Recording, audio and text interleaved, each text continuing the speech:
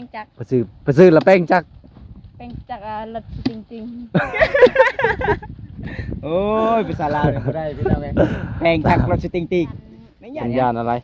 ๆยันบก ยังบุกอะยานยังยันบุก เจ้ามัน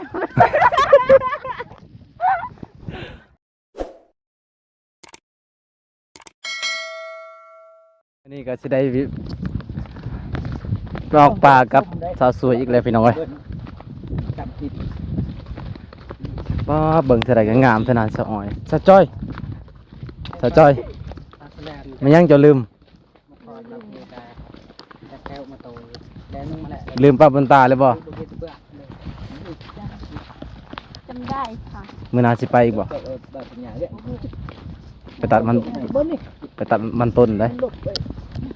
ฮะ ไปสาย ก็สิให้บ่โกยลงนี่บ่บ่โกยลงบ่ล่ะลงน้องนี่ลงบ่ลงสองคนบ่แล้วให้เจ้าลงผู้เดียวมีปลาหลายด้วยอยู่นี่เลยทุกชนิดเลยปลามีเบิดทุกประเภท นี่เลย ใช้ส่วนนี่ ใส่ เอ้ย มื้อนี้น้องเกิด ไผตัดน่ะนะ ไปเบิ่งสวนมัน แม่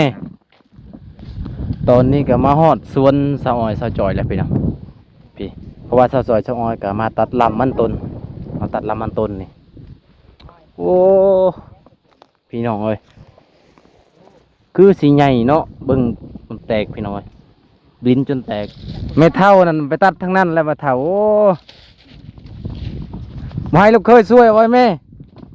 ช่วยลูกค่อยช่วย ช่วยเนาะแต่ว่าช่วยสิตัดช่วยได้นี่ทีมงานมา3 คน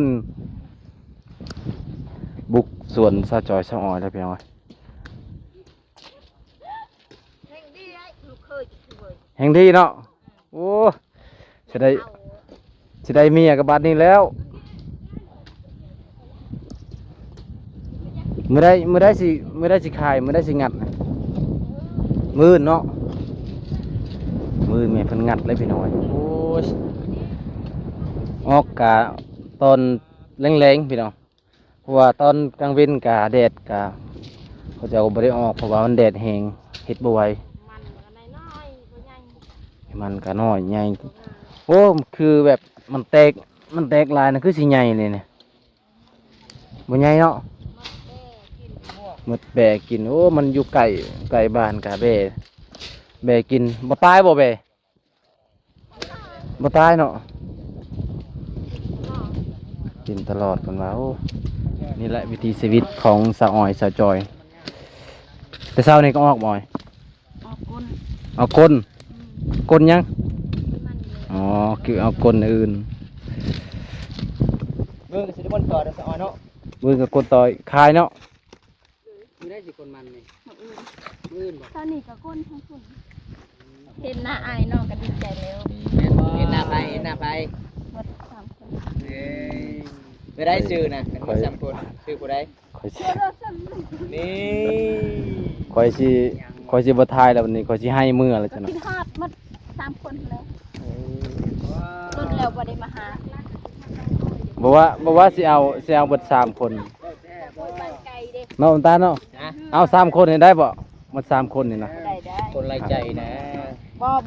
เอาคนเดียวก็ได้ ใช่คือว่าเอาเบิด3 คนกินนี่นะ เอาบ่มีหมวกบ่นี่นะบ่มี ไม่มี โอ้น้องว่าบ่มีหมวกมีแต่อ้ายจะเอามาหมวกบ่วง ดุมันขยัน ไปนอนก็ ดุมันขยันเพียรพี่น้องเอ้ยเอาบ่ ปลูกอีกบ่ฟันตัวนี้ปะเลย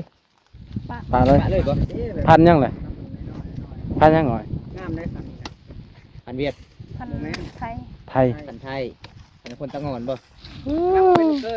จักเป็นอย่างมื้อนี้สาวจอยคือว่ายิ้มตลอดอารมณ์ดี เออมื้อนี้แดดออกเด้ เด็ดออกบ่ เออ โอ้ ยิ้มตลอดเลย คือกระป๋อมเนาะ เออ เอาไปตากแดด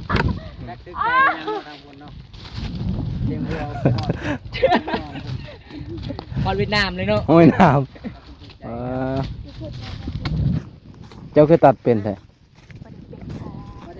ตัดใจจากบ่าวบนตามาหาบ่าวบงได้บ่หากะคิดออกคำคมมื้อนี้นะ เอาคมยัง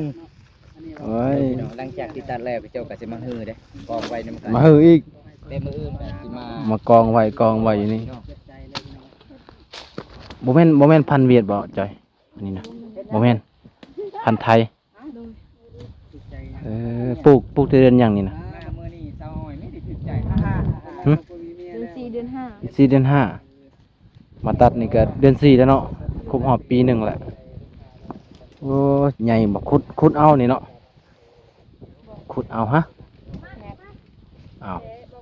เจ้าปลูกก็ขุดเอาเหรอวะ แม่น อย่าว่างัดอีกยังบ่ฮอดใส่สิงัดแล้ว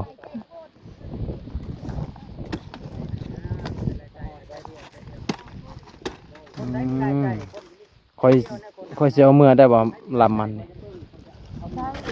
ใบเนาะสิเอาเมื่อไปปลูกอยู่บ้านนะเพราะว่าอยากได้แนวพันธุ์นี่นะแนวพันธุ์เผาโตย เอาไหม เอาเลยโอ้เสียมือก็แมลง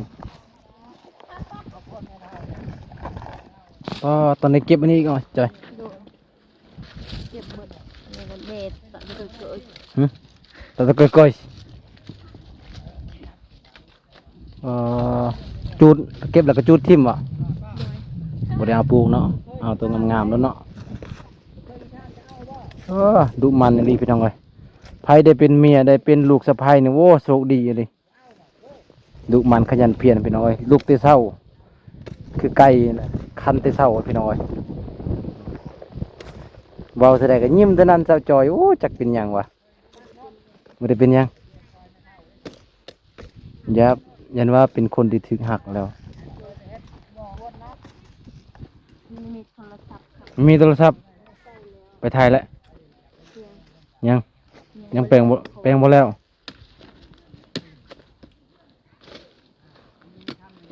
โอ้ยเป็นตาอยากเอาไปเป็นเมียเด้พี่น้อยสิไปเอาเสียงไปฝากแม่นี่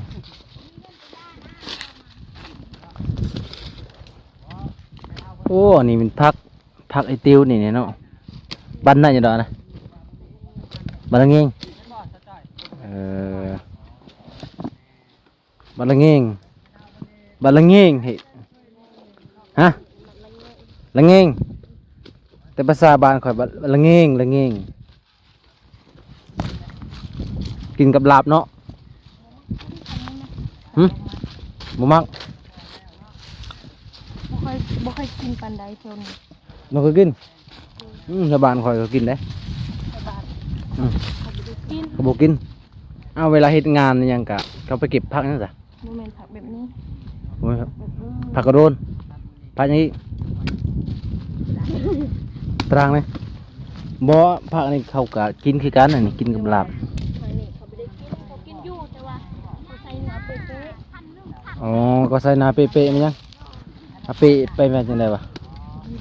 อาเปะคือ ๆคืออาเปียเจ้าว่าอาเปีย อาเปีย ภาษาลาวน่ะบ่ฮู้ ภาษาลาวบ่ฮู้ แบบใดเขาว่า อิหยังก็จักประมาณคอยฮักเจ้าประมาณนี้บ่ นั่นได้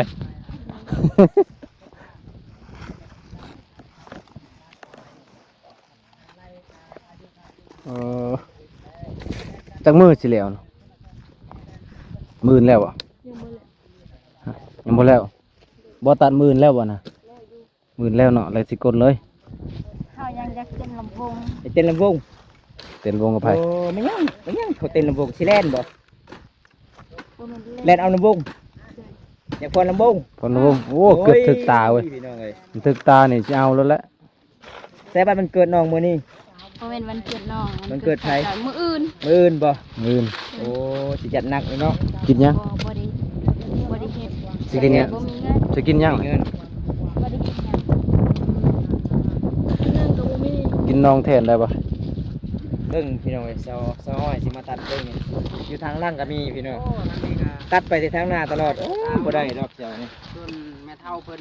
ไผก็บ่อยากถ่ายเนาะมาถ่ายแต่หมู่สาวสองคนนี่บ่ได้แหละ จะไรบ่โกย เลยเนาะบ่คงนี่จะเป็นเพื่อนเนี่ยบ่เฮ็ดซอยเพิ่นเลย โอ้ยอยากเป็นลูกเคยแล้วเว้าแต่เขาบ่ให้เป็น ข้าวซอย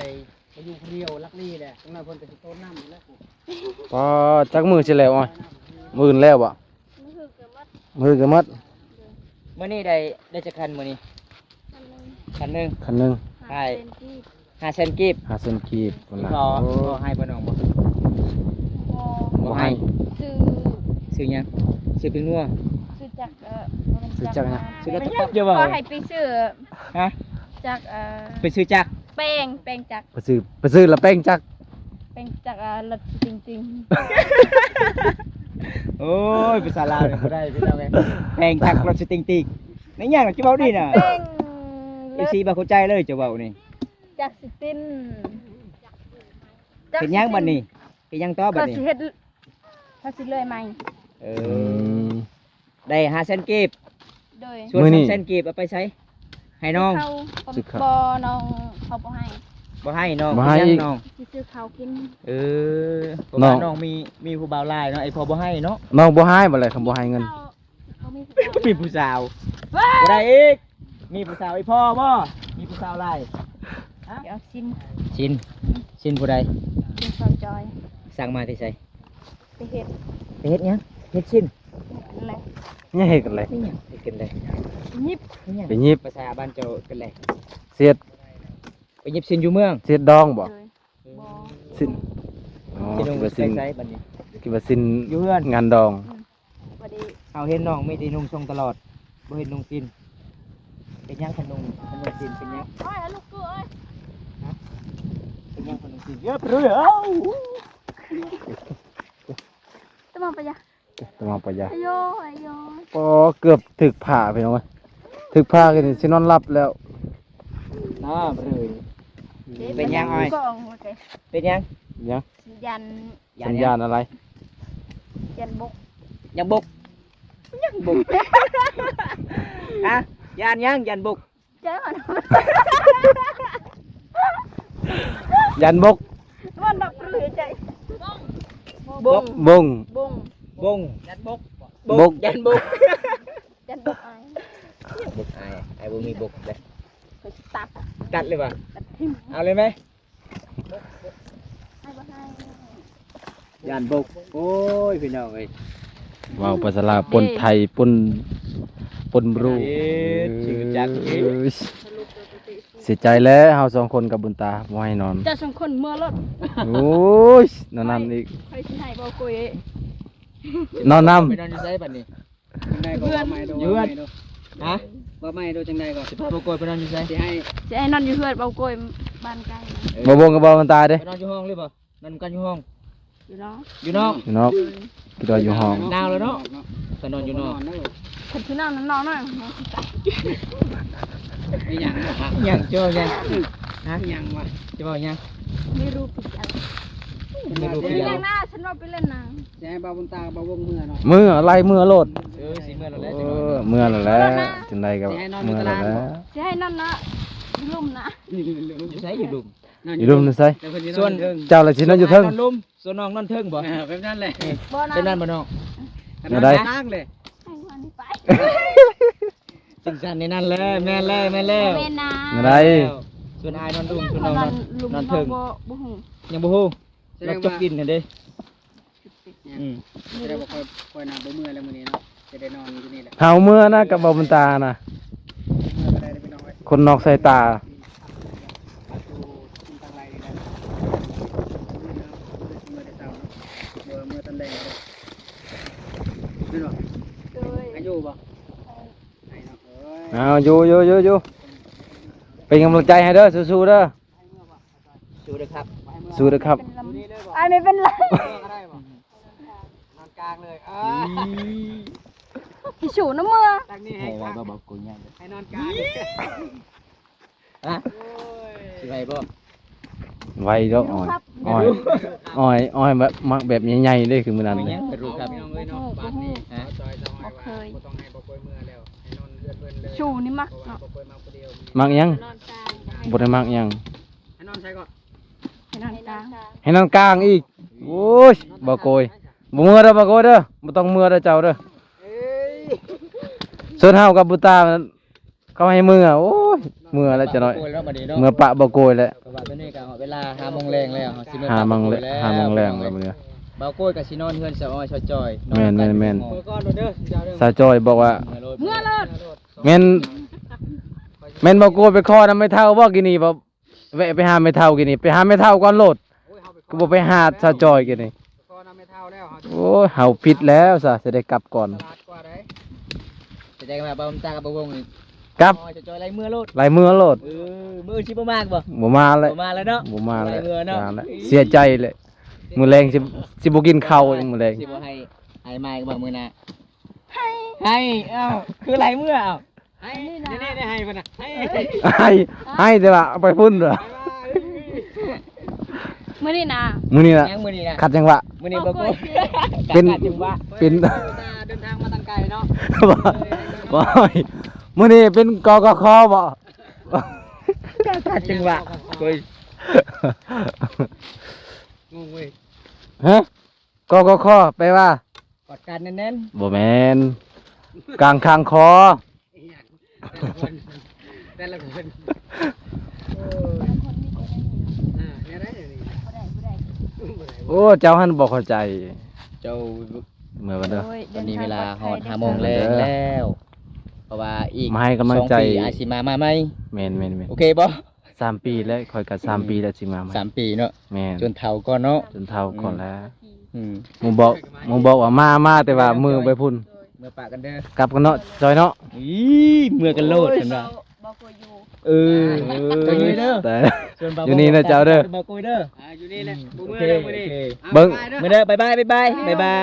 ยบ๊ายบายบ๊ายบายปึ้ง เฮา มา สิให้เบาโกยลงพุ่น ลงยัง เราใช่ ฮะ น้องลง บ่ น้ อยู่ อง เลย เอาปลาน้อง โดย ปลาน้องได้จักโต2 โตบ่ น้องก็ได้ 2ก็ได้อี ยังบ่มือนะแม่ มื้อเด้อมื้อเด้อ มื้อเด้อ บ๊าย บ๊ายบา บาย ย เมื่อก่อน นี่แหละ คลิปนี้กาบ่วงกาสิได้ปิดสำนี้ก่อนเพราะว่าเฮากาได้ยอกน้องๆพี่น้องเอ้ยตลกแฮงได้หยอกหลายๆจักเว้าหยังกันพี่น้องเอ้ยจักภาษาเฮาจักภาษาลาวมาปลูกมาปนกันพี่น้องเอ้ยได้คลิปนี้กาสิได้จุสำนี้ก่อนเพราะว่าเฮากาสิได้กลับบ้านก่อนเฮาก็เดินทางมาไกลพี่น้องจักเท่าใดกิโลเพื่อสิฮอดน้องกาตอนนี้ก็สิได้กลับแล้วพี่น้องเอ้ยบ๊ายบาย